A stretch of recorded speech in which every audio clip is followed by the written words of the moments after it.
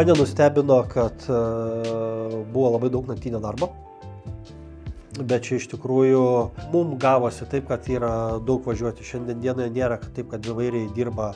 Mes tikrai nuvažiavom per 7,5 tūkstančio kilometrų per 11 dienų. Tai jeigu tai būtų normalus ekipažas, tiek nedirba. Nustebino gerąją prasme sutikti vairuotojai.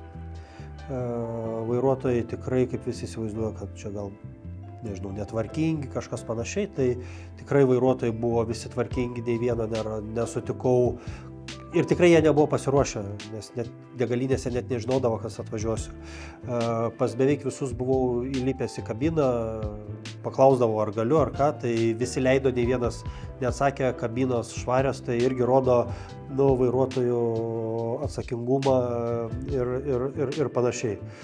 Nustebino vienas vairuotojas, kurį sutikau, kad jisai norėtų daryti karjerą, būti vadybininku ir panašiai, ir taip žiūri į priekį, ir ne taip, kad nuo šiandien ir dabar, o pavyzdžiui, po 1 metų ar ką, tai sako, ar galėčiau su jumis susisiekti. Tai va irgi, kad turime tikrai gerų, patyrusių vairuotojų, kurie dirba, yra įsitraukę, tai tas tikrai labai nustebino gerąją prasme. Didžiausią įspūdį tai paliko blind spotai ant veidrodėlių.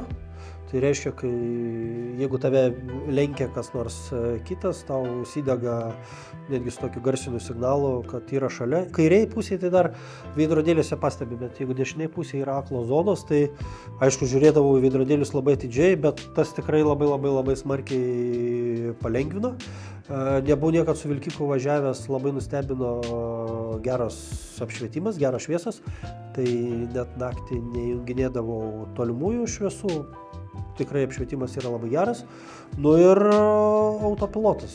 Autopilotas su ta IC vadinama sistema, yra kitose vilkikose kitos sistemos, tai už tave viską padaro autopilotas, tau nieko nereikia galvoti ir jisai, tik tai duok jam dirbti. Tai va tokie gal sakyti.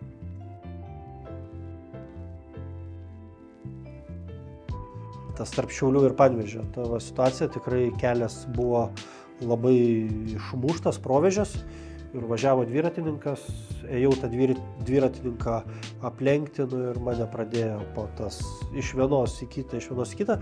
Tai va tuo metu tikrai buvau labai įsigandęs, plus tai buvo pati pradžia, 1 valanda važiavimo ir galvojau, kas bus dabar toliau. Tai va tokia situacija buvo, sakyčiau, pati nemaloniausia.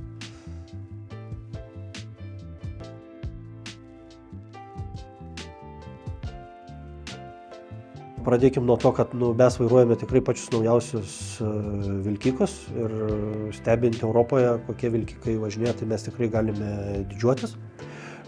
Teko bendrauti su daug trešininkų vairuotojų, kurie fantastiškai džiaugiasi padangomis, kurios mes dabar naudojamės ir sako, tai yra nepalyginama, ką mes turėjom anksčiau. Tikrai pats savo kailiu patyriau, ką reiškia mokymų centras. Tikrai mokymų centras vairuotojų mūsų akademija davė labai daug, nuo norvegiškų mokymų, iki ekonominio vairavimo mokymų, iki kaip grandinės uždėti. Man to nereikėjo, bet tai tikrai visus vairuotojus kviečiu būtinai, kad apsilankyti mokymo centruose ir nepraleisti. Tai yra jiems naudinga.